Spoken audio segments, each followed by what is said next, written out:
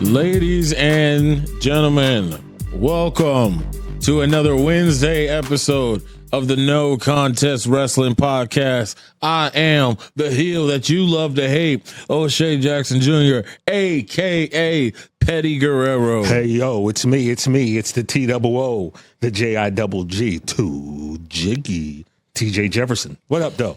Man, boy, oh boy, oh boy, oh boy.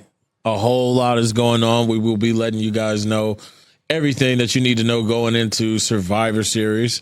And you know, we got we're going to be here next week, but we do know that it's going to be Turkey Week. Gobble. It's still to be determined when we're going to be dropping our No Contest Wrestling Podcast episode, where we're going to be looking to get you guys another guest to take you into Survivor Series weekend. But that's next week. Yeah, but that's next week. And then today we are also going to be talking about just something that's really gotten on my nerves, TJ, because I like that. We've been planting seeds and people are trying to stop our shine, but we'll get to that later. I hear that you have something that you wanted to bring up. Man, this happened last Wednesday, so, you know, our pod dropped on Wednesday, so we didn't have a chance to respond, to react to this, man. But I got to give a shout out to Blood and Guts last week. Blood and Guts. That was something else, bro. Last week, it was a bloody affair. The first ever women's Blood and Guts match for AEW. The ladies did their thing, man, and it truly lived up to the Blood and the Guts name, and those women put themselves on the map, so to speak. Oh, I saw the photos. Man, my goodness. Let me tell you something. It was a lot of blood. It flowed early. It flowed often, as they say. And you had your heel team, right? And that was made up of the triangle of Tekla, who, you know, I love. Sky Blue, love Tekla. Julia Hart. We also had Marina Shafir. Mm-hmm. We had Megan Bain. Yeah. You know, and Mercedes Moné. You know, 13 belt at this point, Monet, I believe. Right. You know, then they took on the babyface team, who was Tony Storm, Chris Statlander. We had Willow, you know, one of your personal. Willow, be careful. Be careful, Willow, please. One of your favorites, Mina Shirakawa and Harley Cameron and Jamie Hayter and Minnie Monet. Hey. Minnie Monet made an appearance in this, and you know, you just got to give it up to these women, man. They went out there and they put it on the line, and there were some ridiculous spots in there. There was just craziness. There was blood. It was pretty much everything that I'm sure everybody wanted out of this match. You know, when you got, you know, a bed of nails and barbed wire kendo sticks and you know, mares being blasted and just glass. You know, you had Tony Storm out there like kickboxer with her hands wrapped in gauze, dipped in glue and glass. Then Marina Shafir took that a step forward and stomped her foot, the tape in her foot in some glass, and kicked somebody with it. It was something else. And like I said, it was a week ago, so it's been talked about, but we haven't mentioned it. So I just got to like give the women props on that. It was an amazingly bloody affair, Shay. How do you feel about the finish? I heard that. Okay, the finish was, you wonder what was going on, because at one point Tekla and Julia, I believe it was Julia and Tekla, or was it? Yeah, it was Julia. They climbed through. There was like a hole in the steel cage. They were able to make their way through, which, you know, most of the guys couldn't get through. Maybe Darby, they'd be too big, right? Yeah. And so you're wondering what's going on. And then at one point, forget who it was, start throwing all the face girls out of the ring at the end of the match, right? So it was essentially what was left in the ring, because Statlander put Mercedes through a table, so it basically took those two out. And then at the very end of the match, you had Marina Shafir, who's holding Mina in the mother's milk submission. So she's got her down, while Megan Bain, at one point, Mercedes brought all of her belts to the ring. Then she took like 4 of them, or 5 of them, and she threw them in the ring for partners to use. Yeah. So at this point, Megan Bain picks up a belt while Tony Storm is being held by Tekla, Sky, Julia, and she's being forced to watch Mina, her best friend, her lover, get absolutely choked out by Marina, and then get the crap beaten out of her by Megan with these belts. And Tony had to give up, man. She was trying to save her girl, and she submitted, and that gave the Hill team the win. But it was pretty good strategy. It made sense why they were getting the other girls out of the ring, and then they locked the cage back up so they couldn't get in. There's roof to it. So, yeah, it was pretty smart. It was a smart play by the Hill team, and look, they got over, man. And but yeah, props to all the women in that match. Absolutely, well done, and that's available on what you can look at those on Max. Yeah, for sure. Yeah, definitely have to check that out because whether it be WWE or AEW, when the women get an opportunity, even TNA as well, NXT, like when the women get their opportunity, and especially in a situation like that where it's a first, they go all out. They go all out. Women's wrestling as a whole, sometimes, man, fellas, you got to step up.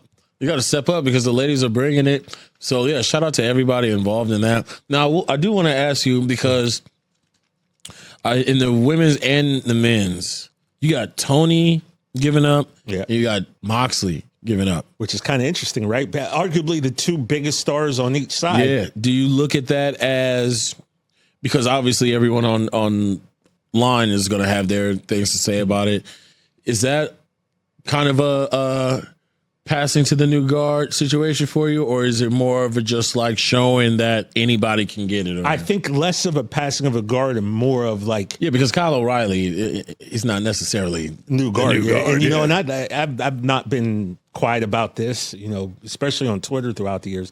I'm a big Kyle O'Reilly fan, man. So to see, and we kind of jumped ahead, but at the men's Blood and Guts, which was everything you would expect with Darby Allin, and I mean, Pac threw him through a flaming table. Like that was tough, by the way. That was a tough spot. I'll get to your question, but like looking back, like it seemed like Darby was on fire for 5 minutes. It was his skin. It was like I'm sitting there like somebody I'm at home, like I'm kind of panicked for him because he gets thrown through this table. He sits up. You can see his shorts and his back are on fire. He rolls over, and I'm assuming someone would be there with an extinguisher or a blanket.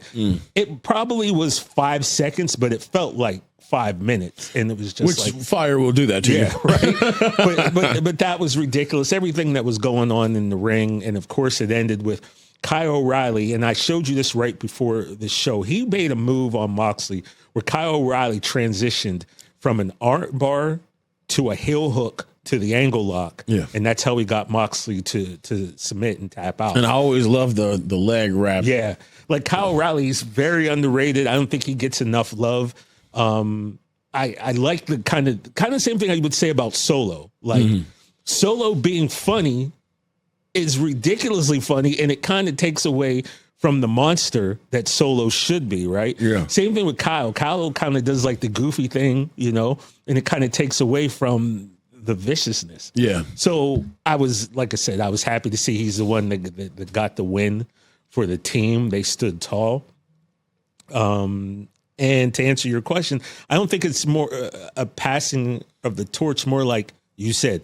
This just goes to show you in these type of matches in this company, anybody can take the fall. Yeah. Like, you know, and I got to give them props for that. Yeah. To have arguably two of your biggest stars be the ones who, and props to the stars for agreeing. Yeah, no doubt. Because we've seen wrestling a lot of times.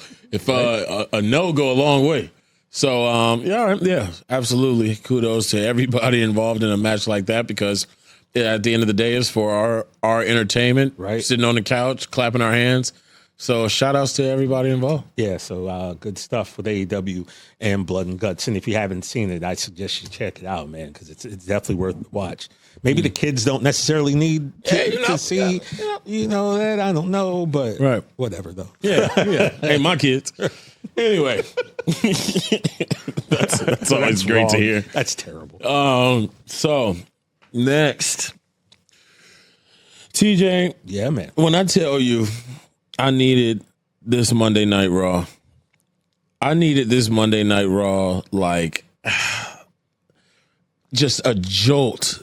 We were talking about a shakeup needs to happen. Like I'm starting to feel like I'm seeing the same things kind of play out. Notably because the Vision is a little weak, but a little shot at the Vision. You know how I do, everybody. But I figured you would like the Vision now. you figured. But Monday Night Raw, I have always been complaining since really the Netflix move that Raw never has good endings. And not good endings as in that ending was terrible, but just like it's always heel on top. It just felt like it was going to constantly being heel on top, heel on top. But man, oh man, when I tell you the end of Raw, and we'll get to, because there's some other great things that happened at the beginning of Raw, but we got to go to the moneymaker. The ending of Raw. Right, you want to skip everything that happened in the beginning? Oh, no, we're going there. We're going there. But I know what the clicks is for right now. And we got to talk about the fact that at the end of that, I was like, this isn't even a main event. Like, you got the Vision coming out with, their new teammates in Logan Paul and then Drew McIntyre. And then I realized there's no table in the ring. This isn't like a contract signing. This isn't like what are we doing? And then it came time for, the face team. Got the Usos. Got my man CM Punk. Punk came out without the title.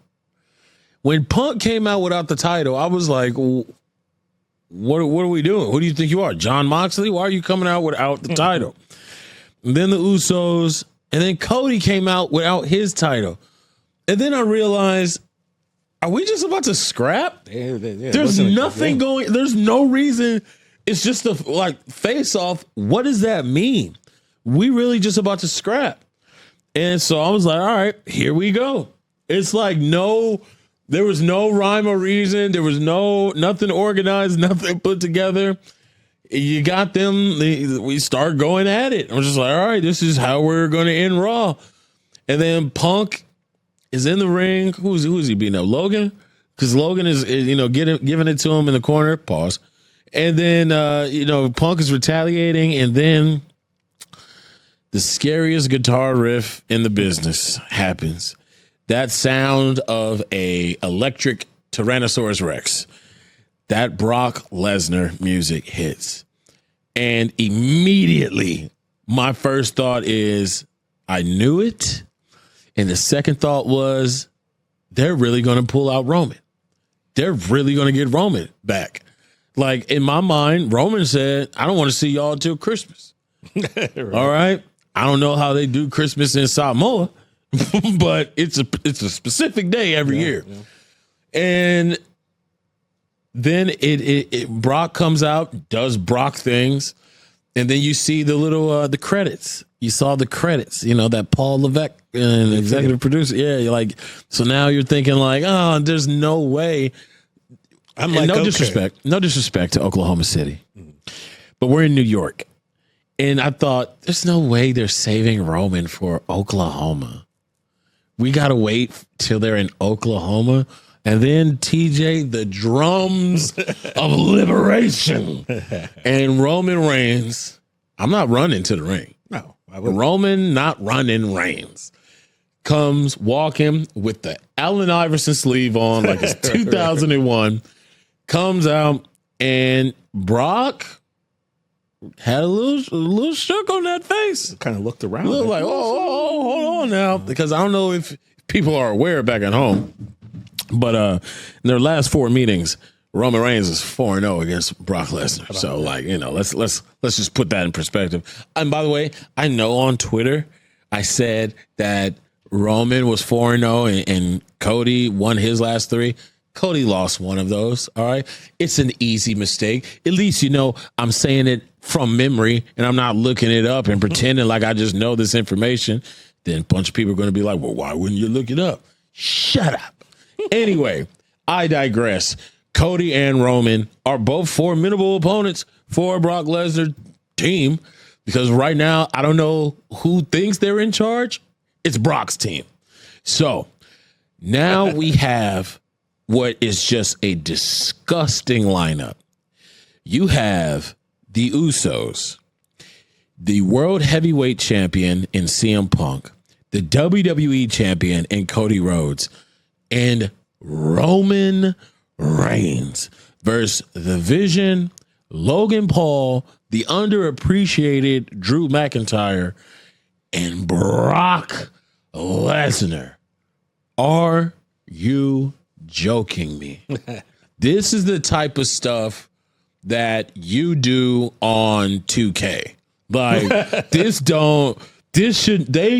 you don't even go here. Like it should not be this heavy of a match. And honestly, for a second, TJ, I was kind of sad Seth Rollins is hurt. I was kind of sad Seth Rollins because he deserved to be in this. Yeah, man. like no disrespect to Logan. I texted Logan right after. I said, "Do you know, as a wrestling fan, how annoyingly lucky you are? Like it just pisses me off the cool shit he get to do, and like my God." You get to be a part of probably one of the craziest War Games match I ever seen. I can't think of another Survivor Series match where I've been like both sides look like they shouldn't lose. They shouldn't lose. And it is everything that you want. It went off like an Attitude Era Raw. I tweeted, Raw is war. I text Paul. I was like, dog, this is what I'm talking about, baby. Paul, Chef Levesque, cooking it up. This is what I am talking about. Put it in my veins. And we are in for a real treat. Survivor Series will be on ESPN. Just saying. If you're listening, we need tickets. We need tickets. But yeah. Now you talk. To quote the great Jay-Z, what more can I say? Oh my God. Look, man, it was one of those things where I'm not going to lie to you. Maybe I should keep this to myself, but I don't care. I'm going to share it with all y'all because you're our friends. I don't say fans. I say friends of the show. The kendo stick just fell again. I'm going to leave it there. Right. Ghosts. When Brock came out, and I know there's still people, they have their feelings about Brock Lesnar. Some people feel very strongly about it. Respect, however way you feel. I'm just concentrating about what's going on in that ring because legally I don't know everything that's going on, so I can't really touch on it. Yeah. But he comes out and it's just like, Heyman. And then I'm like you. I'm like, all right, so we got a week left. I guess we'll get Roman next week. And all right, Brock comes in and he's just like I said, he like the Prometheus. What is it? The engineer. The Prometheus engineer. That's what the man's built like. Human beings shouldn't be built like this, man. He baled lots of hay at some point. And then all of a sudden, like you said, Roman's music came on. And here is a reenactment of me in my apartment on Monday night watching this sitting on the couch when Roman's music hit. Give me like a 3-2 and now. 3, 2, 1.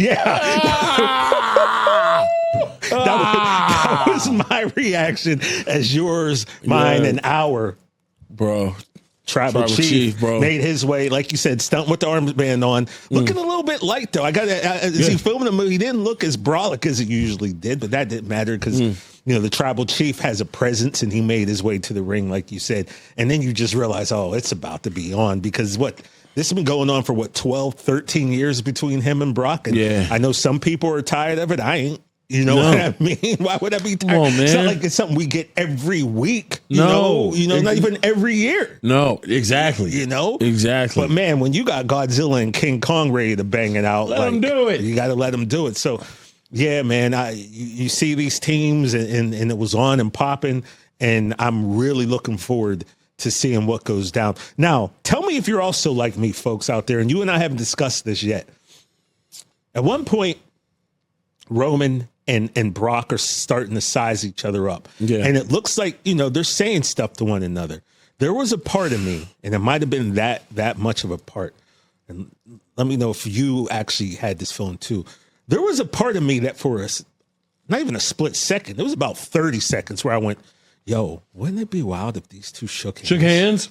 Did you? Right? Is that how you felt too, bro? I was like, I haven't talked to anybody about this, but the way they were looking, they were in attack mode right away, and they were sizing each other up. And Brock was saying something, and Roman shaking his head, and I was like, "Yo, is there a chance that we're getting?" And my thought was, "Well, we'll get a swerve, like one of them will join the other, but who's going to join who? Roman's not going to leave the Usos, but Brock might want to screw over Paul. But then you can't put Brock on this team because what are you going to do?" What are you gonna do? But man, there was a split second where I was like, you know, when McMahon and Austin shook hands, and you thought that could never happen. It was like there was a lot of respect being had, and there was a moment where I was like, could you imagine? And right now, I don't have to imagine because it didn't happen. But bro, thank goodness, that would have been too much to handle. Yeah, oh yeah, no, just for the simple fact that Paul Heyman. By the way, Paul Heyman, you gotta have your head on a swivel, right? Like right now, like this, you got guys everywhere. Guys you done stabbed in the back, guys you was cool with. Like it's the Paul Heyman Bowl, right? It was so many, like Roman coming out and Brock coming out, and you got Punk and you got Drew, and I was ready to hear Cena's music again. Right. I was ready to hear, like it was just so much electricity, and when it went off, I remember screaming because like I thought this was Netflix. I don't have a time slot. Why are we going off? Now I have to go online like a stalker and look up people's home videos to see what went down, because I know we didn't just go home and they went crazy. The NYPD's finest caught some kendo sticks. That didn't air? I'm pretty sure that aired, didn't it? Bro, not the ones I saw. I did see Roman spear too. That was cool. But like they had a full on brawl afterwards. Yeah. I had to see NYPD body cam. Come on, that was amazing. Also, though, I know the cops were out there because I was like, some of these uniforms look way too brand new. Yeah.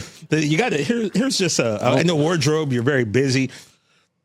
Just something to take into consideration. Iron all the creases out. Like that, those uniforms look like they just got pulled out of a bag, right? So it was like, I feel like some of them were real, and then some of them you could tell, okay, these are the plants, because the uniforms were off a little bit to me. This was probably one of the most older black men things you've ever said. I heard some of these creases. Why? Because it looked too, you know what I mean? It looked like. Wait a minute now. Come on, man. You out there on the beat. I understand you want on to the stay. beat. I just knew. I was like, hold up. Some of these cats look like they cosplaying cops. And then, man. And then, you know, they brought out our favorite weapon, the kendo stick. And the kendo stick got a lot of play. That whole night. Shout out to the kendo stick, to the, you know. Who make them? Mattel? Who the hell makes kendos? Mr. Kendo, I think. Yeah, Mr. Kendo. Yeah, shout out to Kendo, who made the kendo stick. It was a Singapore cane, if you want to call it. You know, however you want to call it. This date, yes, it's John Cena's last Raw. We haven't even gotten to him. No, not yet. But you could tell this date, you know, my mom said, oh, yeah, he's not playing around. Like Triple H is not playing around with this one. Yeah. You could tell that it was just like, listen, I just wish I could be a fly on the wall for that meeting. Can we get that? Like, yeah, Garden, we're going to go nuts. Like, we're going to go all out. I want everybody there. I want everybody, all hands on deck, and y'all going to go nuts. And it, like I said, it felt like when I was a kid. And there's a famous video out there of like one day a SmackDown went off where Taker comes out, Angle, Stone Cold, Rock, like everybody just comes out, hits their finisher. It kind of felt like that again. And I tweeted this: to be a kid going to school on Tuesday and having to talk to your friends about that, you can't wait to hit the yard, boy. Like it's those moments. You can't do them all the time or they're not special. But when you get them, it is a jolt in the back. They are setting this up, and we still got a whole week. We still got a whole week of setup that they got to do. We got to talk about what happened last Monday. They brought it, man. SmackDown, get up. Yeah, they ain't got no choice. Like, my goodness. It's going to be an amazing night at Survivor Series. I cannot wait for this match. I cannot believe this match is happening. We still have to see who gets the advantage. Mm-hmm. Who gets the advantage in the War Games match. That's going to happen next week.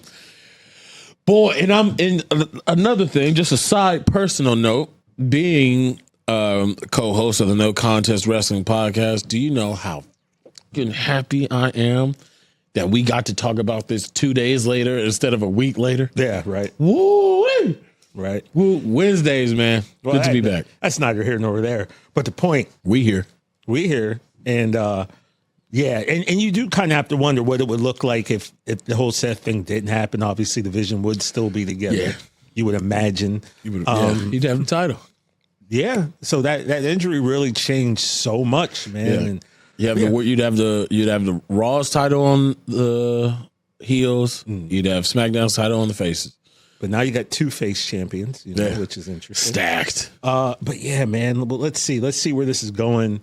See what happens. I if you're going to ask me, I feel like right now for some reason I'm leaning towards the heel team winning. But who knows? We'll see.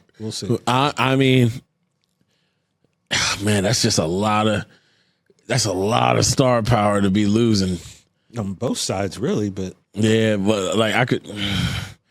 Let me think about that. What I just said. I respect to Logan, but I can see Logan taking a bit. Wait a second. Well, they ain't gonna do that though. Well, like a Roman Punk and Cody lost. Rhodes. Yeah, wait a minute. Let me rethink that. That's crazy. I'll get back to you next week. Yeah. The more I sit on it. Let me think about it. Pause.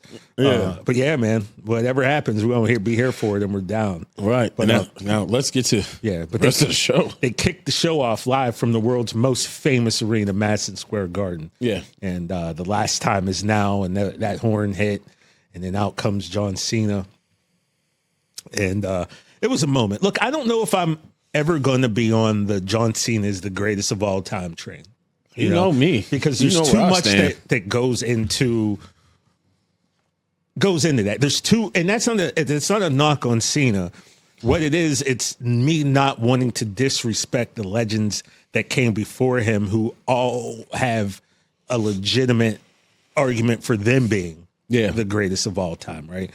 So I just don't know if I'm on that train out yet, but I will say for longevity purposes, he probably is when it comes to that. No one in WWE has had a 2-decade run on top other than, Bruno Sammartino holding the belt for 11 years. Yeah. That, first of all, people were complaining about Roman having 1,000-day reign. You realize Bruno Sammartino had 4 1,000-day reigns? Yeah. Like, come on. Yeah, man. And not being on TV every week helps that. Yeah, it does. But still, that's still 8 years and then 3 years. Like, and he sold out the Garden more times than I think anyone, including Bernard King, Patrick Ewing, and Carmelo Anthony. Yeah. So, so it's hard for me to say that he's the greatest of all time. But longevity-wise, man, you have to give it to him. No one's been on top as long as he has, even though there was like a solid 8-year period there where he pretty much was part-time. He went, I think, what was it, like 7 years without winning a match? That was crazy. Right? How insane was that? So he comes out and, he's doing the talking, and all of a sudden you hear the music. Yeah. Mysterio! And here comes the 20-year vet. Yeah, I'm glad you know his song. The Future GOAT. I still be like, bro, especially Judgment Day. Judgment Day, I'll be like, who the hell is that? Oh, yeah, it's them again. But here comes the former Intercontinental Champion. Former doesn't feel good. Dirty Dominic Mysterio. And Dom comes down. And the thing I don't know if we really touched on last week as much was the greatness that is Dom. Dom stood up in front of John Cena and he said everything with his chest. He wasn't afraid. He went out there and I think that was a star-making turn, even though he's already a star to you and I. The fact that you went in there, got in the mic, stood toe-to-toe with Cena, then had the match, really good Intercontinental Championship match.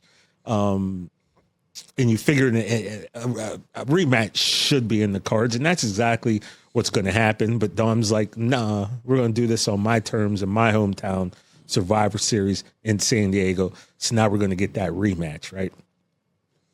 And it kind of makes you realize that Dominic Mysterio is going to have 3 of John Cena's last 4 matches. And I say 3 because, as you know, we got a 6-man tag. Yeah. We got a 6-man tag that night as JD. And JD came down and Finn came down and the Judgment Day came down to back up Dom as they should. But then we got Sheamus and then Rey Mysterio Jr. came out. Yeah. And I'm telling you, the crowd was on fire for this. And then Cena's like, you want a match? Here we go. You got 3, I got 3. Let's do this. So, man, the crowd popped. It was a really fun match to see Rey and Sheamus and Cena take on Judgment Day. And, man, it was, man, it's kind of weird. I was going to say something else, but I realized the bottom line is it's weird to really realize that you're never going to see a guy who's beaten John Cena 2 times for a championship in Sheamus. I don't think a lot of people even recognize that. And then you got Rey Mysterio, who, good to see Rey isn't harboring ill will over that time. He was the world champion for about half a show. Yeah. He wins the show and the title in hour 1, and then Cena gets a title match in hour 3 and beats him. Yeah, I don't know. I don't know if I'd ever get over that. Yeah. But, that's 16 and a half. That's 16 and a half, bro. Right. But yeah, man. So, and that's when wrestling becomes fun. Was there a real reason for this match? I don't know if there was, but other than this is fun, let's send John out. Let's get as many people involved as we can, because he's not going to be in there with Rey anymore. He's not going to be in there with Sheamus anymore. And let's just have a fun wrestling match. And I think they accomplished that. Yeah, what people have to understand is WWE is it's not new for them to do something like this. Every now and then, you gotta go out there with, let's just give the people what they want. Yeah. Let's just give the people a feel-good goodbye on Raw to John.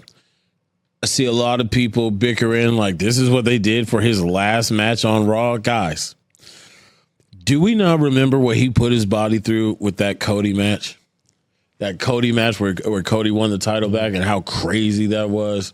The man is already telling you that he's lost a step and all that. That's the only reason why he's retiring. He recently said that these aren't necessarily even on his terms because he wants to do more, but I just physically, I lost a step, Which him losing a step is still better. Like another sports term, it's still better than 75, 80% everybody else, but it's not 100% of you. But if I know that my last match, in a world where my last match is on a half PLE with, Saturday Night Main Event, but we know what this is all gearing up to. On top of, I just announced that I'm about to be at Survivor Series 2 with a title match for Dom. I have this tournament and I have people that I wanted probably to give one of these last dates to in Sheamus and Rey Mysterio that I probably couldn't get to, or we couldn't find the avenue to do it. So let's do it on the last Raw. Let me tag with them at least. He respects them so highly, so I want to work with them one last time, and let's go out on a bang. The crowd was hyped. It's the start of the show. It's harmless, and I know that we fantasy book. This is like the 30th time I've brought it up. I know that in your head you think it should be some classic that he goes out on for his last Raw, but you gotta think that he's saving himself up for something because he's about to do the real goodbye in a month. So it's okay, dude. It's okay for him to want to go out like that with his buddies.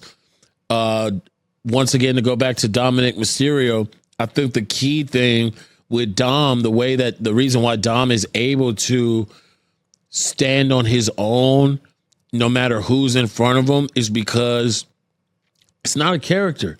he has a unique opportunity where he gets to be out there and be himself. And that's the best, that's the best ammunition you could give somebody. And not everybody could do that because not everybody has a natural charisma the same way that a Dominic Mysterio does. There's certain people that just got it, that just got the charm, that just got that coolness factor.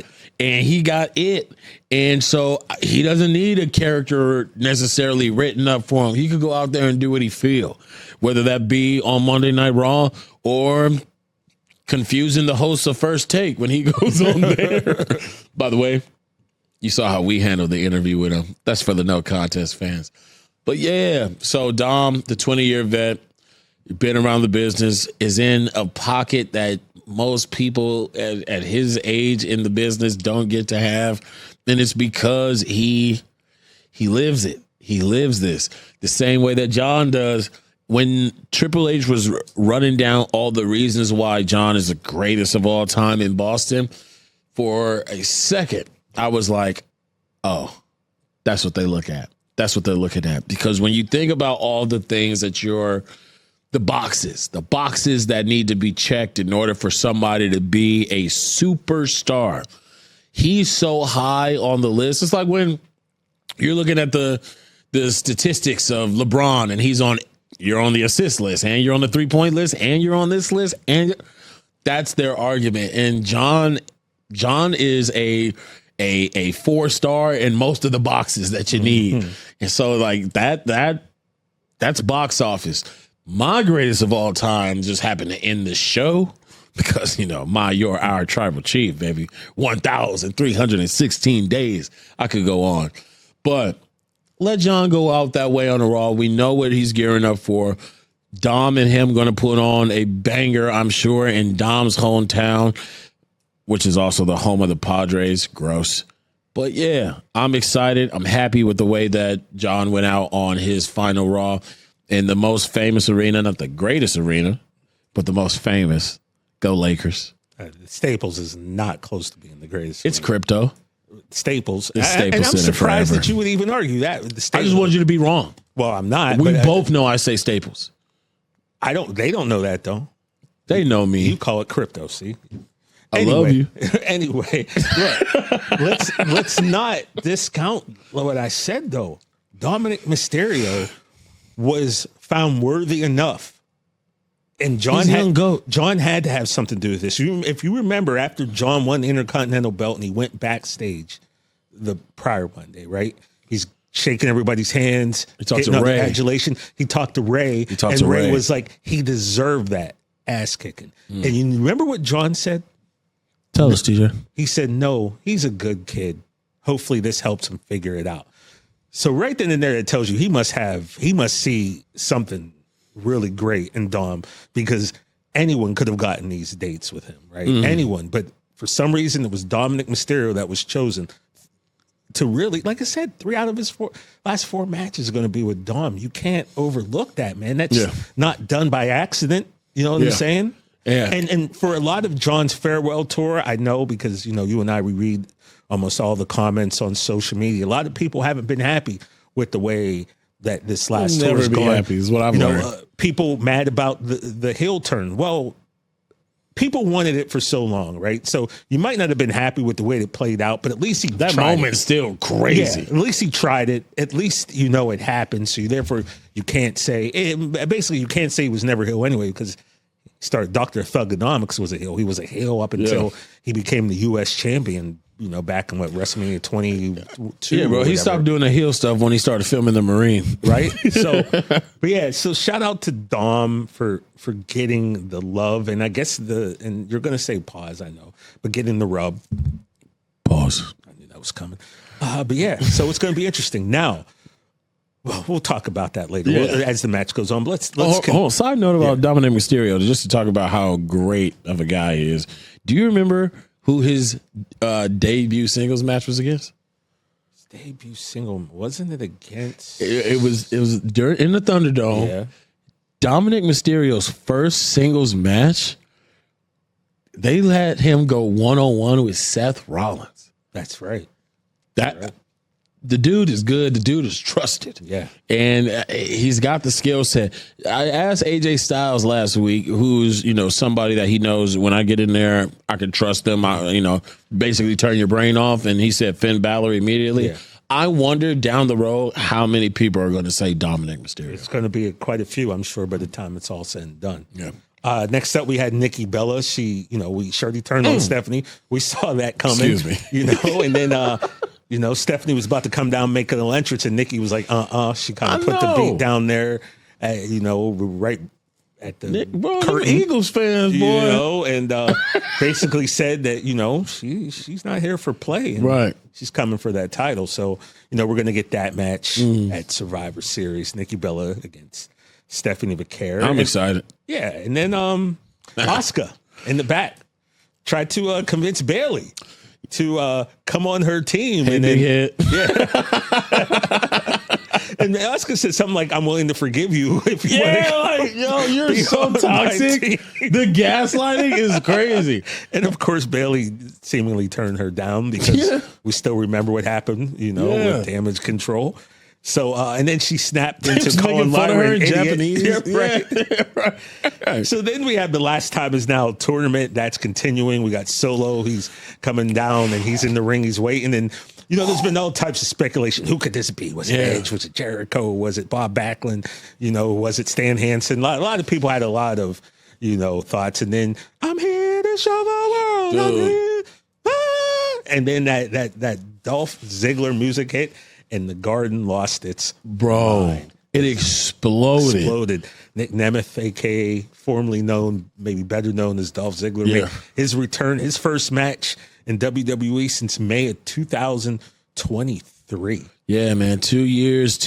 And he shout out to the boys over at Busted Open, but he spoke about how you have, wrestlers, they got that ego. Mm-hmm. So you wonder, are they going to care? Yeah. Boy, let me tell you. They cared. The pop that he got was so well deserved. And that dude goes. Remember when we were in Gorilla for TNA, and we saw him bouncing around, having a conversation mid, just like couldn't stay still. Yeah. And that guy loves it. Yeah. He loves it so much. And part of me knew Solo was getting that. You knew. But he made me believe for a second. Well, that's what Nick does. That's what Dolph he does, man. He's, in his generation, he's going to go down as maybe the greatest seller of all time, right? Oh. And I mean, look, we see how this is going with this TNA thing. AJ thought that, last week, AJ Styles said he didn't think he'd be able to go back to TNA to have a match against Mike Santana, which we'll talk about that later. That kind of disappointed us, but he said he didn't think he's going to be do it because it was going to open up the floodgates. And now you have TNA talent in Nick Nemeth and Dolph Ziggler coming. And yeah, man, you wanted Cardona. We'll get to that too, man. But it was kind of written on the wall that he wasn't going to get the win. But man, he made believers out of everybody. For a second, and that's what it's about. Yep. That dude goes, man. Shout out to Nick Nemeth, aka the Nemethist. So he took an L, but did he really? Did he really take an L? I don't know. No, man. In this tournament, he did, but stock is not that his stock was down, but it rose significantly again after. Also, another key example of an entrance music shitting on all the new entrance musics there are, because my God, the instant rush of nostalgia. It wasn't like people had to think. I know. Yeah. You didn't even have to put his video up. They know that song though. And it was beautiful. It is like you won't know unless, I guess, maybe you play your TV loud enough or you go. But that jolt, when you hear a song you ain't heard in a long time, and that pop it gives you, it is an out of body experience, bro. Like you're not in control of your emotion, and you just scream. Yeah, and you know what? Since you brought it up, even though this was SmackDown the week before, let's talk about that. LA Knight in the ring. He's waiting on an opponent. Like you said, all these names are popping around in your mind who could be. And then you hear, woo, woo, woo. You know it. And it was like, what? No Here way. comes Long Island Zone, the internet champion, Zack Ryder. And again, it was a pop. People love seeing him out there, whether he's Matt Cardona or whether he's Zack Ryder. Right. He's a guy who you have to respect this dude, because he was a guy who used the internet in a way that only at that point, I think Matt Hardy had really put a stronghold on, right? Mm-hmm. Matt Hardy was the first one to really use the internet to help, further along his character. And that's what Zach did. Like, you remember him climbing over the fence. He's making these videos. What are you doing? Oh, I'm trying to get over, and he was doing all these things to kind of get himself over when the company wasn't trying to put him over. And it kind of seemed like it was almost to his detriment, because seems like, and that was the word, they don't want you to get over, but he did. He got himself over. And then, he let go, and he went out, and he's had a incredibly successful career on the independent scene. So it was good to see him get a shot to come back with LA Knight, a guy who, the same thing with him. He spent years trying to get to WWE, put in great work in multiple companies all around the world. And so, of course, LA Knight gets the win. But I'm not the first to say this. I've seen it on social media. I was thinking it when the match was going on. If he's staying right there, you have a tag team. I was about to say, they're basically the same dude. Well, not only that, you got a tag team name. LA Knight, Zack Ryder. Let's call up David Hasselhoff. Let's call up Kit. Let's call him Knight Rider. Knight Rider. Come on. Hello, Michael.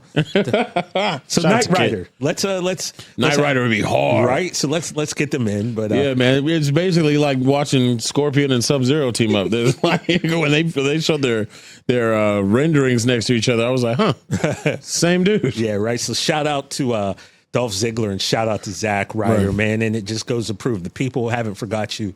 They probably never will. And then it makes you remember when Punk and Cena were having their beef, and Cena did his version of the pipe bomb. He said, "Hey, Matt Cardona. Hey, Nick Nemeth." And look, and then now you're thinking about like, what did he tell me the whole time? Right? Did he tell me the whole time? Radio, yeah, dude. Tell me everything. So I was so happy, bro. I was so happy to see Dolph. Yeah, that was good stuff. What a good dude. And then after that, Alexa Bliss got in the ring and she cut a fire promo. Yeah. Well, tried to be like, yo, Charlotte, what's the deal here? Yeah, tie your shoes, quit tripping. Right. You are my friend, and you're going to sit there and you're going to walk out on me, blah, blah, woo, woo. And then, of course, talk to me like I'm short. And, of course, he'll come the Hill team. Lash, Nia, Kabukis. They come out. Only to big body. Big body. Big mama. Big mama, man. Yeah, bro. Big mama. Whooping ass. And then you got Rio and Ia. They're going to come down and they're going to try to save Alexa. And then finally Charlotte comes out carrying the kendo stick.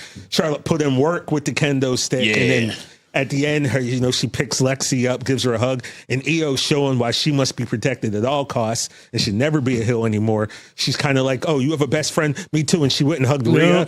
And you had to laugh. And it was so funny that Charlotte, who's probably trying to be serious at the moment, just came and she just cracked up laughing, looking at Io just wrap herself around Rhea like, I got a friend too. Yeah. So, we got our four. It's seemingly okay. Looks like Charlotte's going to come around. So now we got 4-on-4, but we know it's going to be 5-on-5. So what do we do later on in the show? We see, after a match, should we get into that? Yeah, we'll just say after a match, AJ Lee was backstage and Rhea came up to her. It's like, hey, can we? She turned into Tevin Campbell. Yeah. She's like, can we talk for a minute? And then AJ's like, yeah, of course. So that lets you know right then and there, AJ Lee's going to be the fifth woman on the face team, which automatically means that the fifth for the heel team is probably going to be a person who, if you listen to her on social media, was done dirty. She's got legal cases out there. She's contacted lawyers. Yeah. She's looking into things that weren't fair, and that's Becky Lynch because Becky, she's taking legal action. She's got her concerns. She's also the greatest women's superstar in wrestling. But it's not just her that says that. No. Bleacher Report said it. Bleacher Report, ESPN, Sports Illustrated said it. Sports Illustrated said it too. Yeah, I mean, No Contest Wrestling may have said it at one point. Or if you be a guest. Yeah. Becky be a guest. So we got the Intercontinental Championship match. We got Maxine Dupree taking on not only Becky Lynch, but Jessica Carr, the referee, who doesn't like Becky Lynch, and fast count Carr. And I got to be honest with you, as you guys know, because you've seen it, it was last week or a few days ago, Maxine Dupree with probably the biggest championship upset since I don't even know when, becomes the new women's Intercontinental Champion, defeating Becky Lynch after AJ Lee's music hit and she came down to the ring and she distracted. She was just a spectator. Look, but Becky Lynch tried to tell you she didn't have a manager's license. We are in New York. They have a commission. You can't come down to the ring unless you're a manager. AJ didn't have the proper paperwork to be down there, and that's why Becky got distracted, and that's why she lost her match, and that's why she's in an uproar, and that's why lawsuits are coming. Yeah. And I got to be honest with you, I think I'm on Becky's side on that. I love AJ, but I'm on Becky's side. We have to look at the tape. Did she stop at the bottom of the ramp, or did she go all the way to the ring? She went down the aisle, though. You see, so. Look, I don't know what the legal proceedings will be, but I think Becky has a case here. I just got to be honest with you. Oh man. Boy, we said we would never speak legalese on this show. We said well, that's as far as it went. That's as far as it goes. But yeah, shout out to Maxine Dupree. Look, I know you popped.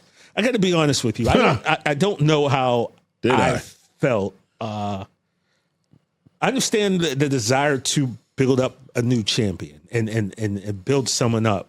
But when you look at the amount of talented women out there who could have been in that spot and gotten that IC title, it kind of makes me at least scratch my head. Like, Becky doesn't have a belt. Lyra doesn't have a belt. Shoot, Chin doesn't have a belt. There's a lot of talented women who could have had that rub, and they gave it to Maxine. So we'll see how she does. I feel like she has come a long way. Remember, she got booed out of the building on a few occasions, legitimately. Yeah. But you could tell she's worked hard to get where she's at. The fans seem to be behind her, and that's that. So we'll see where this goes. I've seen a lot of watching WWE over the years. You've seen a lot of women who got the look, and no matter how much training they say that they've done, nothing changes. We see change happening with Maxine.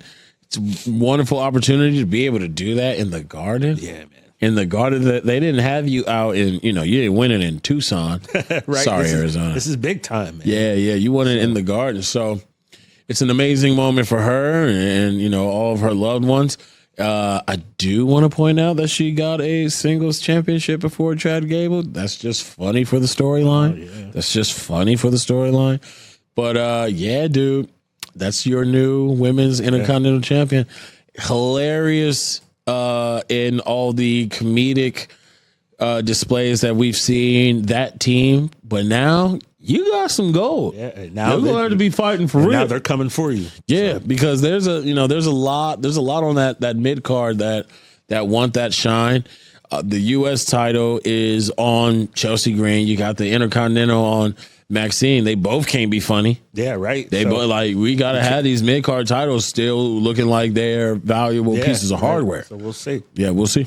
All right, man. So next up we have the Last Time Is Now tournament match with the young OG, Javon Evans. And Javon's already in the ring when we come back from commercial. By the way, this terrible Netflix, sign. Terrible sign. It was like 6 commercials in a come on, Netflix. I thought we didn't have to have commercials, yo. And I don't like that. Like when I tweet about it, people are like, "Oh, I forget that you guys have commercials." What do you have? Yeah, well, here's what I figured out. If you're watching live, then you get the commercials. If you watch, because there's been times where I've started Raw like an hour later, or maybe after it's gone off, and I think at that point you don't get the commercials.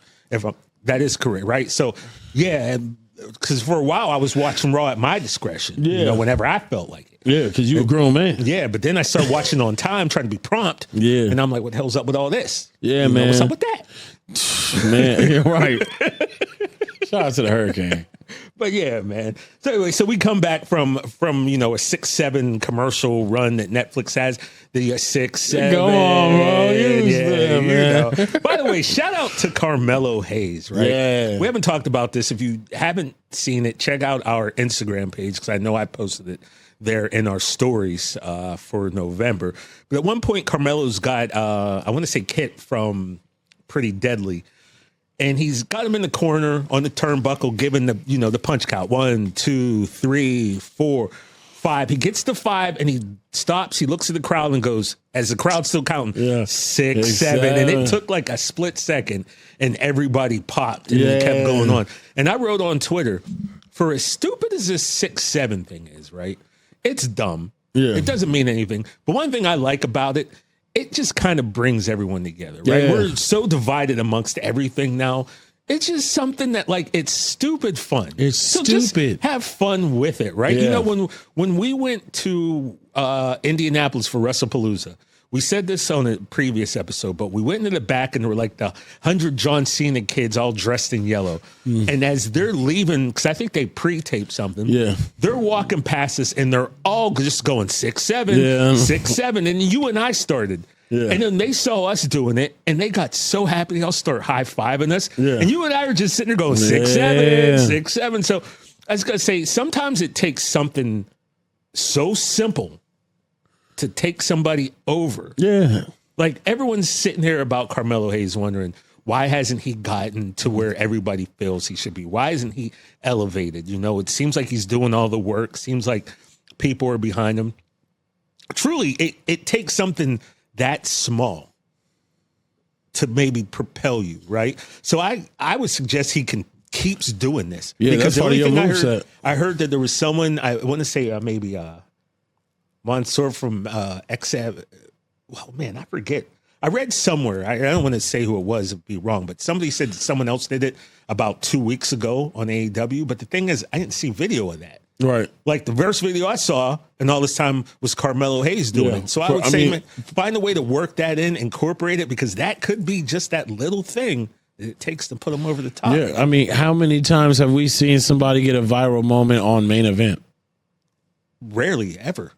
Exactly. Like he's on Main Event and he did that. And that's going all over the internet. And what we've learned in this new day and age, when they see you can bring in them numbers, it can propel you, man. So if that's what it takes, if kids can turn on WWE 2K and when they play as Carmelo, he can hit that, or they can make their creative player do that in the middle of the in the corners. Come on, man, that sells. Something so simple, and so little. But I do want to say, Young OG, NXT. They had when they had their jerseys NXT versus TNA. His jersey was number 6-7. All right. I mean, he's a young dude. Of course, I'll be honest. So back in the day, I'm being from Pittsburgh, I'm a Pittsburgh Pens fan. Big Tuna, Big Tuna. Need to chill out, bro. Altoona, Pennsylvania. Yeah, that's fine. You know what it is. Listen, bro. You see, I got this stick, right? Oh. Yeah, I had a custom made Pittsburgh Penguins jersey back in the day. Now, at that point, Mary Lemieux wore 66. Ooh. Jaromir Jagr wore 68. Can you guess what number I made my jersey back in 1998? 6-7. That's right. So somewhere out, but it got stolen when me and Kutcher lived together. Let me tell you this story. Me and Ashton Kutcher, we were roommates, and this is in the early 2000s from 01 to like 05, and we had a house party one day, and somebody somehow got in my bedroom and stole. I had a Peter Nedved Pens jersey, which was 93, and I had a Jefferson one. And somebody stole my jerseys. I had a yellow Yankee starter jersey. Yeah, so somebody out there ganked me, man. Son of a bitch. But you know what? I hope your life is well, and I hope you're doing okay, even though you stole what was mine. But yeah, so. Let me tell you something. Whoever you are, you sick freak, I hope all the bad things in life are happening to you and no one else. You only. How dare you rob from the big tuna? Hashtag big tuna. We're going to cut that out. Anyway, so Javon's in the ring. He's standing. We know he's wrestling. Gunther, the ring hero. Gunther. Except, oh no, he's not using that. He's using the old Symphony Number 9. Yeah. I can't even say it. Via Allegro. Bro. And it took people a second to go, wait a sec. I was bro. I was like, I literally had to turn I was like, wait, is he using? Dog. And I don't know. That just makes him even more intimidating as he comes down the ring, down the ramp, and there's no ramp to the ring in his robe, just looking like he's ready to chop meat because that's what he does. Chop meat. And speaking of Kutcher, you want to know something funny? And this is how I think you and I have done a great job here on No Contest with bringing people back into wrestling who may have, stopped watching so much. And you got to understand, Ashton, this is very unlike him, but he randomly sends me a text, which you'll appreciate this. He sends me a text on Sunday at 9 a.m. Right? This is football. This is our thing. He goes, the thing I like about Gunther is that it's so underplayed and simple. Yeah. No effort to be cool, just violent power. And I was like, oh, crap. Like, out of nowhere, you just, on a Sunday morning, you're thinking about Gunther. And I was like, exactly. I'm like, his intentions are simple. The mat is sacred. He's the ring general. And if you don't respect it, he's going to beat your ass until you do. And if you do respect it, he's still going to beat your ass. Yeah, because you in the ring. Chop, punch, kick, choke. And he was like, I like the simplicity. And that's what he brings to the table. No muss, no fuss. He is the general, and you're going to respect this ring. You're going to respect him. And don't you ever question his pimping. Right? But man, he and Javon put on a pretty nice show. And shout out to the young OG, man. I was scared because I was like, I know they're not feeding my boy. To Gunther. And, I haven't seen Gunther in quite some time. And this is how I see you going against my boy, the second Genesis himself. Yeah, the young OG. Yeah, young OG, bro. But he handled his business. He did his thing. And I believe that dude has in store for him. Not only did he do that, but NXT, and he's going to be doing AAA. He's got a week ahead of him. So shout out to the young OG. Stay healthy, man. Yeah, but he got that limber 21-year-old. Really, and he went out there and he hung in there with a bad man in Gunther. And I put on Twitter, like, his stock just continue to rise every week. Javon just keeps doing more and more. He's a star in the making, so shout out to him. Because while he is athletic and like jump out the gym and the high flying stuff, he's big. Mm-hmm. Like Javon is still tall and like formidable. Like them shoulders is real. So he's gonna put on some weight. You know what I mean? But yeah, man, shout out to Javon, and Gunther moves on in the tournament. And I forgot earlier we were talking about the Women's World Games. We talked about Becky losing and everything, but I think my point at the beginning of that was the setup that it looks like, or you would imagine, she's going to be the fifth person on the heel team, especially if AJ is going to accept the offer to join the women's face team. So you're probably looking at Asuka, Kyrie, Lash, Nia, and Becky.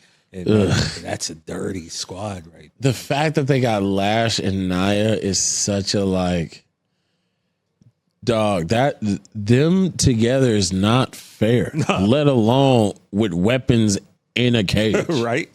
And then you see, Lash is just using that forearm better than anyone since probably Tito Santana back in the day. She's just mashing people, and then you see how just physically dominant Lash looks. She's bigger, stronger than everyone else. It will laugh in your face the whole time. Right? And so her and Nia together, ooh, man, good luck. And with that being said, shout out to Trick Williams. I see you, brother. Who, if I could quote Trick Willie, when we talked about him and we asked about Lash, he was like, yeah, I moved in. And, and then I didn't leave. And I was like, okay. I'm gonna just leave my toothbrush here if that's cool. So shout out to Trick. But yeah, man. So That's it. Looks like the women's war game teams are pretty much solidified. The men's teams are solidified.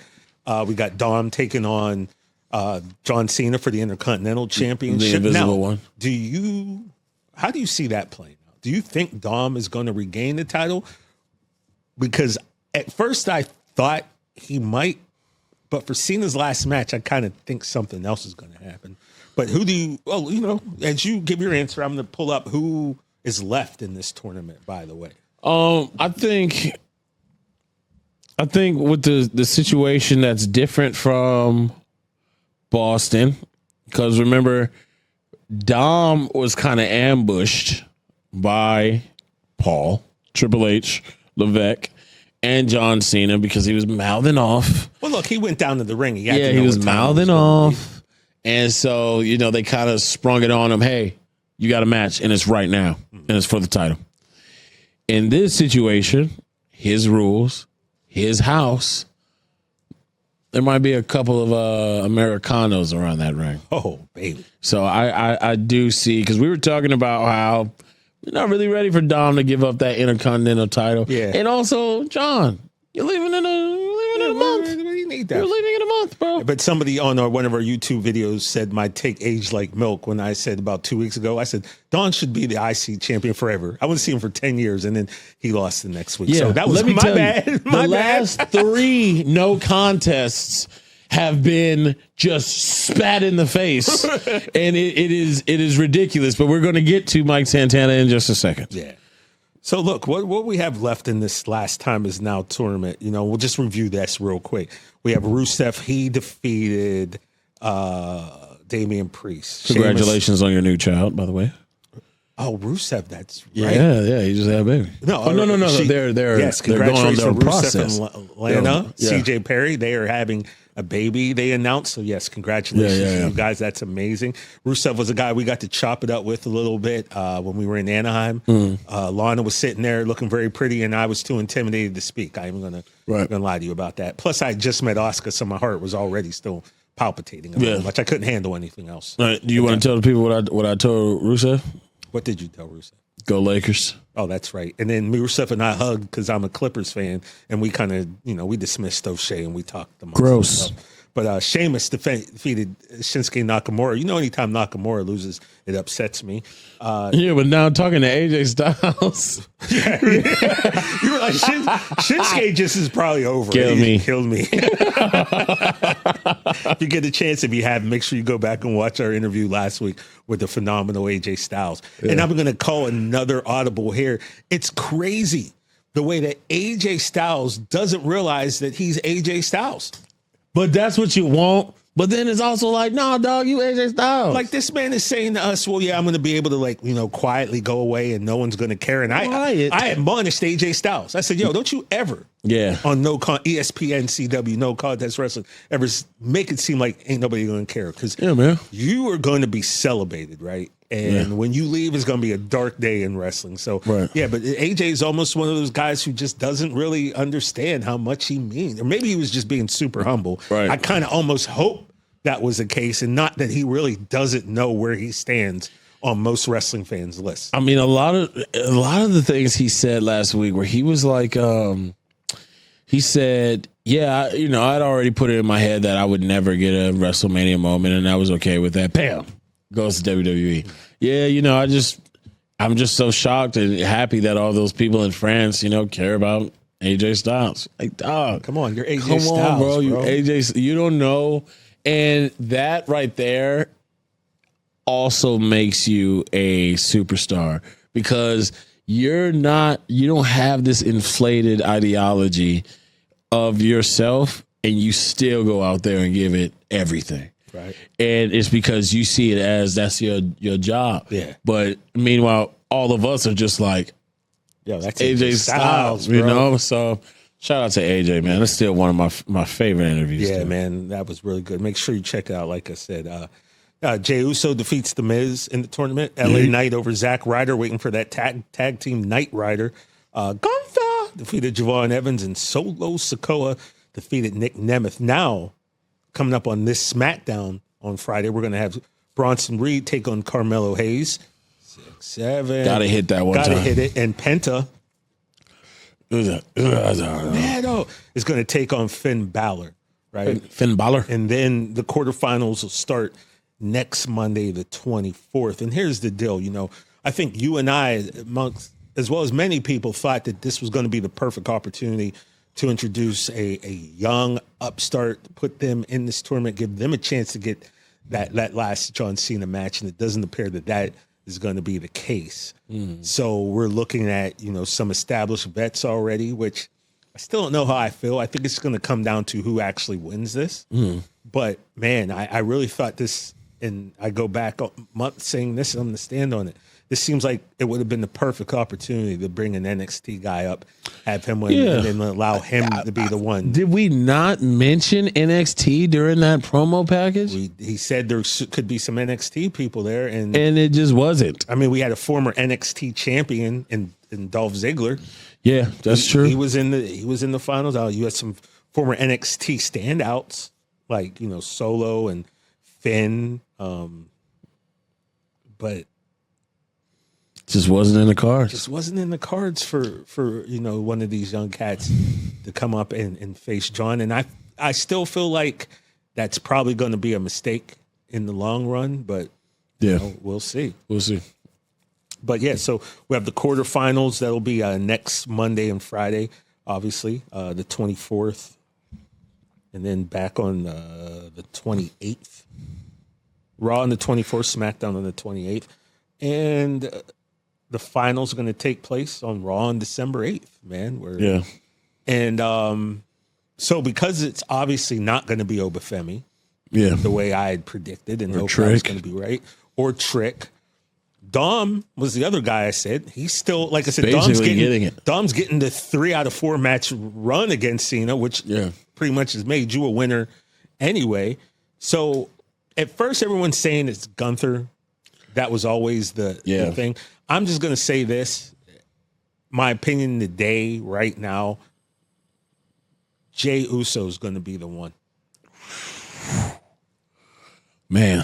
Because a lot of people online, when we started our pod, we Wonder Twin Powers formed together an alliance that would stop all the stupid IWC hate. And that's the only place where Jey Uso seems to be hated is online on social media, because we've been to many cards together over this past year.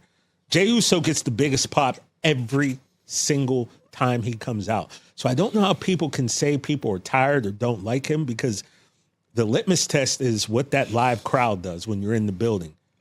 And he is beyond loved every time he comes out. So I would say the internet is just a lot of noise, a lot of talk, trying to tear him down for whatever reason. But for some reason, I feel that when it's all said and done, especially if Dom doesn't win this belt in the Continental Championship back, I think it's going to be Jey Uso, man. Yeah. I think when you have someone that popular, that organically over, you can't dismiss that. It has been dismissed before, in the terms of Zack Ryder. They didn't capitalize on how over he got. Forget what the IWC says. Listen to the live crowds, man. And everyone in there is on their feet. And I've been watching every week specifically to see if it's dying down. And brother, it ain't. I've only seen 1 week where they booed him. Oh, but that was during the time where it looked like he was about to turn heel. Yeah, well, like kind of near the him and Punk going for the title around then. Okay, well, other than Punk that, fans too. Other than that, come on, man. Yeah, so I don't know. I think it's going to come down to those two, Gunther and Jey. But I feel like that's just my pick. What do I know? We're here. We're fantasy booking just like you guys are listening right now, and you're hearing this, and you've already got your phone up to tell me I'm either full of it or you agree. But who even watches these two? Says the guy in the comments. Yeah, but so let us know in the comments, man. When you see the video, who do you think it should be? And also, who would you have liked it to be? That's also what we'd like to know. Who do you think it's going to be, and who do you wish it could have been? And that's something that we're interested in as well. Yeah, man. But yeah, Evans, Gunther, fantastic work by those two gentlemen, man. Yeah. Kudos, if you will. Yeah, brother. So, that's it. I think we did a good job catching up. I got one more. Oh, one more. What you got, G? I am furious. Furious Styles? I am pissed off. I have been bamboozled, led astray, Hoodwinked, ran amok. Dog. So let me get this. Let me get this straight. Yes, sir. The No Contest Wrestling Podcast has the first ever Puerto Rican TNA heavyweight champion, Mike Santana. He gets on here, gives us one of the most tear-jerking episodes ever. From the heart, we talk about how real of a guy he is, how everyone rides for this dude, how he deserves it. He talks about bringing it back to his neighborhood and how it uplifts people, and it's a great one. You leave wishing you could give the guy a hug. He talks about his dream match scenario with AJ Styles. By the grace of God and Mickey Mouse, the AJ Styles is on the No Contest Wrestling Podcast the very next week. 7 whole days. I plant the seed. The propaganda has been planted in the soil. Chia Pet grown 3 days. In his ear. Pause. And he listens, and he wanted to do it, but could not see an avenue. There's just no way it can happen.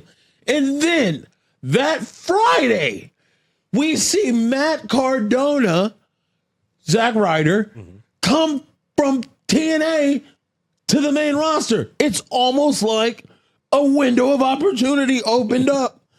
And then what happened? They take the belt off Mike Santana. I was stunned. I have never felt so just instant dumbass. Like I just wasted, it was right. Like I saw it start to form. TJ, I saw it start to form. I was like, it can happen now. TNA main roster, it's right in front of me. It was the opposite of Back to the Future when Marty McFly had that Polaroid, and as things were going, like the family started disappearing from the Polaroid, except this was backwards. Stuff started to appear on the Polaroid. It started to like, oh my God. The floodgates he was talking about, they opened it themselves. Like it's there. Obviously, some conversation. What do you mean, Mike lost? Yeah, I saw a comment on the last week's video that said, "As I'm watching this, I just got the notification that Mike just lost the title." Yeah, we were. I was stunned, and then I was trying to figure the reason because you and I know that TNA sometimes they film shows ahead, and I said to you and Don Bowie, our producer, I'm like, do you think that like Mike already knew he had lost and this match had already happened? But then I realized after I said that to you that there's no way people in the crowd would have kept that a secret, right?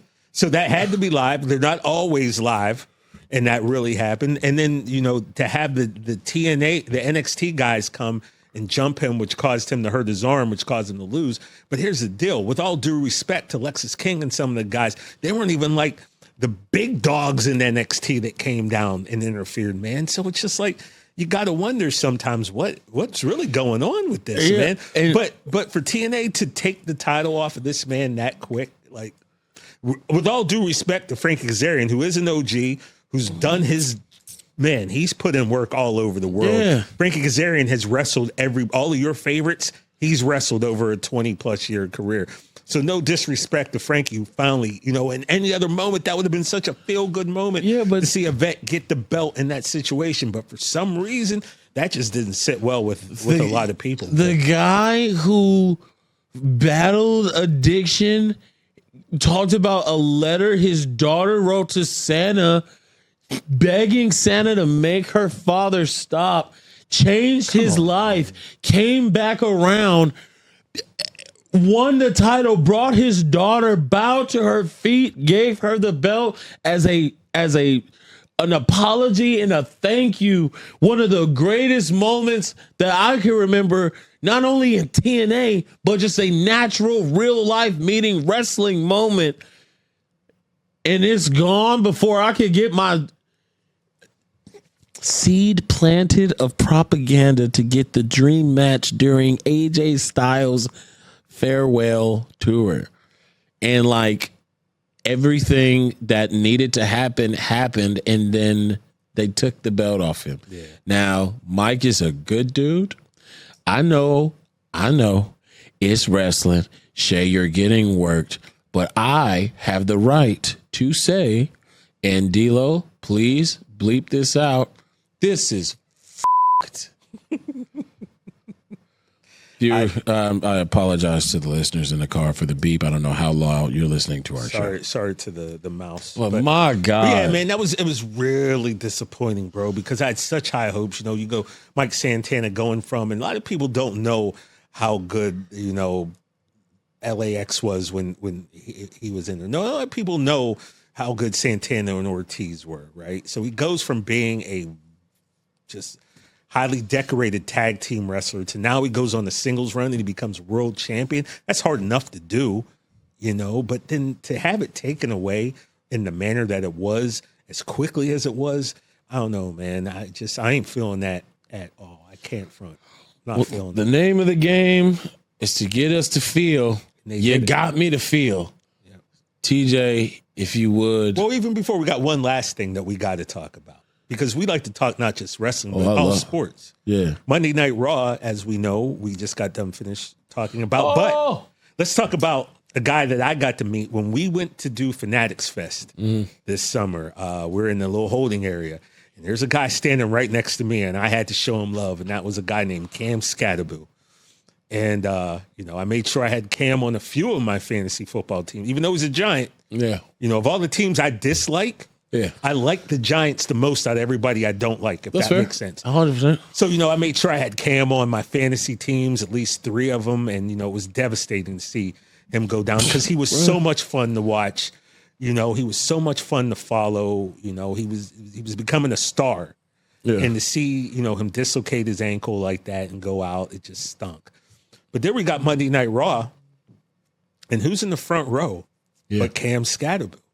You know what I'm saying? And then Cam gets up and Dom and JD and Finn get in Cam's face. And next thing you know, you got Abdul Carter there. You got Andrew Schultz there. You got, you know, a bunch of people.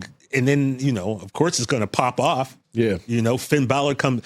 It was Cam who shoved Dom because Dom got into his face. Yeah. Finn Balor came, and if you slow motion it, Finn Balor came over with a forearm, and he caught Cam in the jaw pretty decently. Go back and watch it, as you can see here.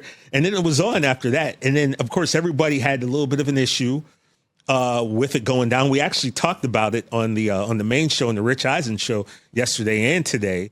Do you know what? Scatterbo is done going to Raw. Yeah, why was he at Raw last night? I'm a New York Giants. I'm saying... It was John Cena's last time at the Garden. You can't stop me from going to that. I say, Scatterbo, love that you're wearing a Rangers sweater. Love that you're out and about. Yeah. Love that you're Cam Scatterbo. Love that you're going to Raw. But don't participate.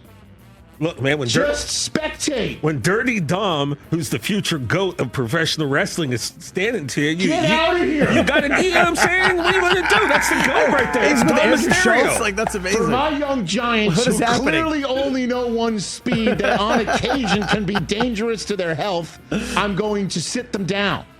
The Judgment Day, So baby. I'm not discounting what you said. Last year during an Arizona State game, I said to you guys, in 5 years, Scatterbo is either going to be a special teams nightmare wrestler. or the Intercontinental Champion going into WrestleMania. And both things can be true. How about he's all things? Yeah, well, he's not a special teams nightmare. He's an offensive nightmare. He has had his Raw privileges revoked. No, I'm a New York Giant front office member. Respectfully, no, you can't do that. Okay. It's John Cena's last time, like I Next said. thing you know, he's going to have a folding chair in his hands and get out of here. He should have had a kendo stick with him if he was smart. Can we just spectate and not participate? Look, this was John Cena's last time in the Garden. Yeah. You can't stop me from going to that if I'm Cam Scatterbo. And so a lot of people were concerned because he does have a bad ankle. He was on a cart. But the thing is, that ankle was properly. You couldn't see it on TV, but you knew they took every precaution to wrap the ankle to make it safe. Right? It was they made it safe. So it wasn't like he was going out there with the ace bandage. Now he had a boot on. It was, I'm pretty sure all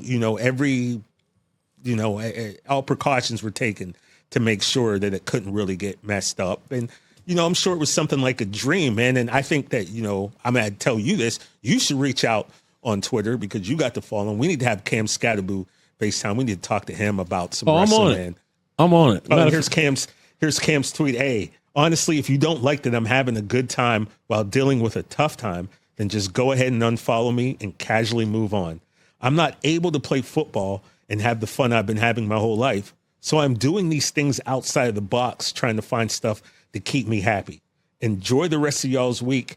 And just don't talk about me if you ain't got nothing nice to say. Well, Cam, guess what? We got something nice to say, and we are going to talk about you. And I loved it, man. I love seeing him there. So, yeah, let him be, man. Let him have fun. I get it if you're a Giants fan and you got worried, but like I said, I promise you, I'm sure that ankle was wrapped securely and all precautions. It was dislocated, right? There was no torn ligaments or nothing. I think that I'm not sure of. Okay. I'm not sure. Either way, I'm sure he had a tank on that foot. Yeah. And it's not, this isn't necessarily your cast from Tarzana Medical Center. All right. This dude is in New York and is a giant and like part of the NFL. I'm sure he has some sort of technology on that foot that we're not even aware of. He could jump down the stairs and he wouldn't. Well, I probably wouldn't recommend that. No, you don't recommend it, but he could. Maybe. I could drive with my knees. That don't mean it's a good idea. No disrespect to the Tarzana Medical Center.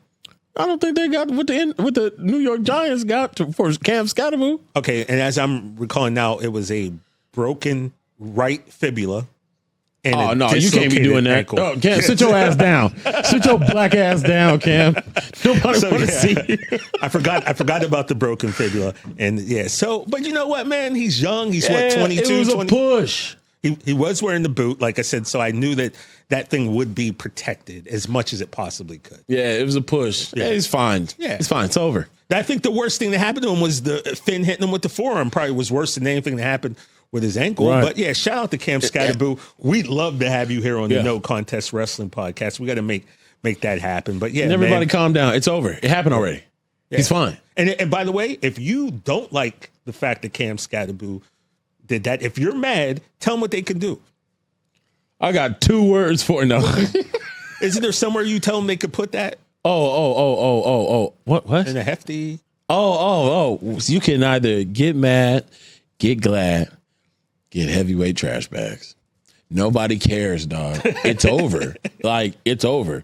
You're complaining about the Band-Aid is ripped off. Yeah. It's over. What you crying about? Now, if he told y'all that that's what he was going to do and y'all said no and he did it anyway, that's a whole different story. Yeah. But you saw it. He's fine. He pushed somebody. It's over. Now, he's about to hit all these streamers and all these stuff like that. While you're on that little run, come down to the No Contest Wrestling Podcast. We can just talk wrestling and how if I still had you on my fantasy team, I could book the championship. By the way, if he hadn't got hurt and I had him, I'd be 7-2 right now, I think. But yeah, nobody cares. It's fantasy football. Yeah, I mean, I care. I'm in a 16-man league, so there's slim pickings. So what you get in the draft, you really hold on to. Yeah. And I got him real late. And it was glorious having Cam on the team. Oh, it was so nice. But shout out to Tracy Jr. or whatever the other guy's name is. Tracy. Yeah. But shout out to you, Cam, man. Keep healing, get better. My football team, because I got Jackson from Seahawks, and I got Saquon, and then I got Junior is Shaquan Jackson Jr. All right, there you go. Well, my basketball team is the Jumpin' Jehoshaphat's. Jump this guy. Well, listen, man, if you want to catch up on everything we're doing socially, here's how you find us. On Twitter/X, we're at There's No Contest. On Instagram, we're No Contest Wrestling Podcast. On TikTok, we are the No Contest Wrestling Pod. On YouTube, just go to the Rich Eisen Show YouTube page, over 1 million subscribers, and type in No Contest. Everything from CM Punk to today's episode is going to pop up. And also make sure you follow us on the ESPN app. Just go there and look for No Contest Wrestling, ESPN. PNCW. Yeah, man. So for my co-host, TJ Jefferson, I am the heel that you love. Hey, O'Shea Jackson Jr. Make sure you guys have a good day, but not too good, because who the hell do you think you are? Got my Becky Lynch shirt on today, by the way. All right. Yeah. Feeling like the man. Yeah. And as always, Bye, Miss Parker.